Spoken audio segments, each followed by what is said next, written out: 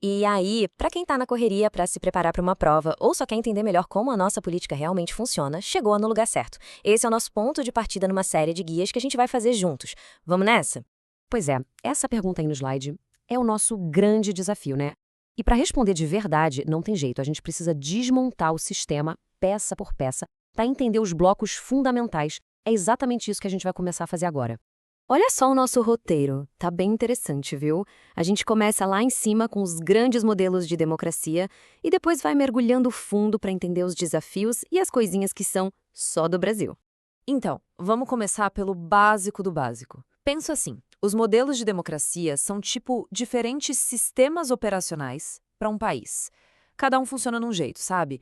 Com regras e papéis diferentes para as pessoas. E claro, os teóricos políticos adoram debater qual deles é o melhor.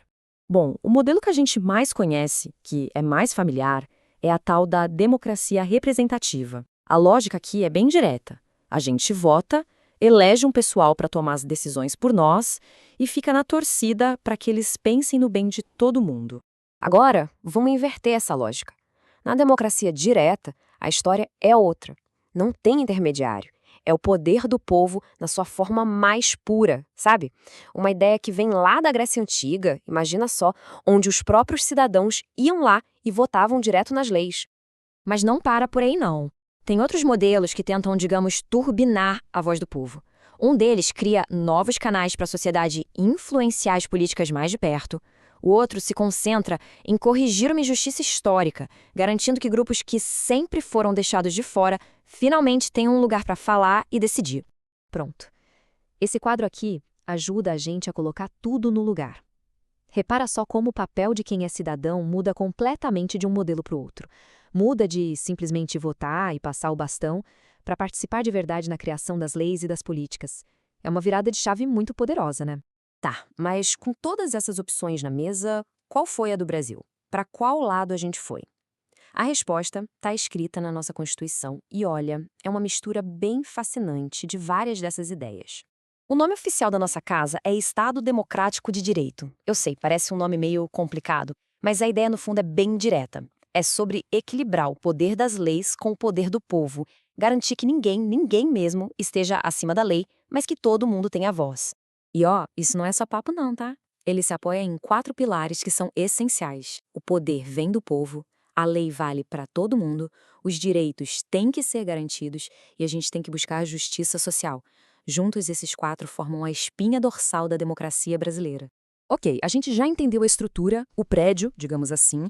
Agora, e as pessoas que vivem nele? Para isso, a gente precisa entender 2 termos que muita gente confunde, mas que são bem diferentes: cidadania e direitos humanos. O que nos leva a uma pergunta que parece simples, mas é fundamental. Todos os direitos nascem do mesmo jeito? A resposta para isso muda completamente o jeito que a sociedade protege cada pessoa. E aqui está o pulo do gato. Os direitos de cidadania são tipo um passaporte.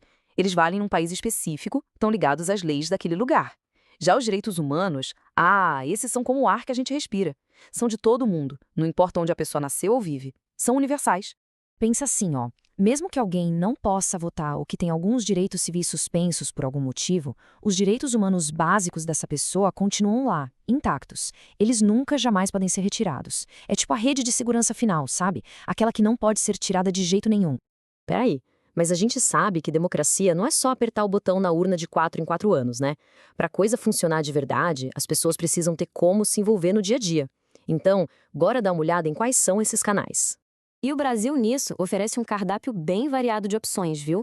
Como a gente vê aqui, tem os caminhos mais formais, tipo um referendo, tem os canais institucionais, como os conselhos onde a sociedade participa, e tem até as ações informais, como um protesto na rua. Cada um é um jeito diferente de fazer a própria voz ser ouvida.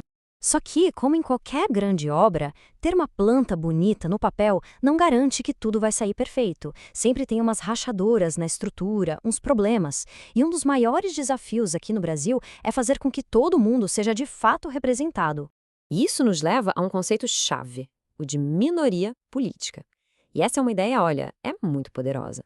Um grupo pode ser a maioria da população, mas se ele não tem voz lá onde as decisões são tomadas, em termos de poder, ele ainda é uma minoria. E olha, isso não é coincidência, tá? As pesquisas mostram que existem barreiras estruturais mesmo, que vão desde a grana para fazer campanha até preconceitos que estão aí na sociedade.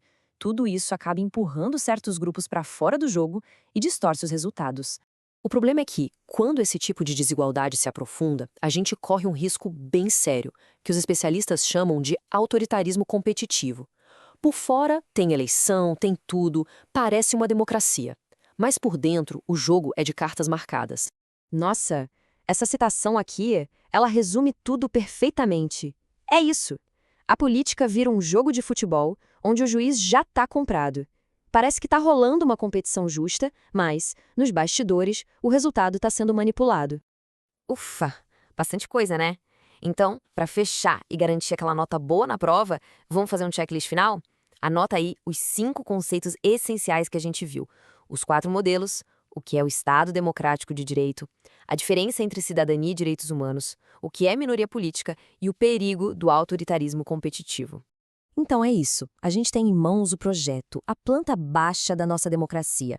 Mas a gente sabe que um projeto é só um pedaço de papel. A verdadeira questão, o grande desafio é como a gente transforma esse projeto numa construção sólida, que funcione de verdade para todo mundo. E essa pergunta, bom, essa fica para todo mundo, todos os dias.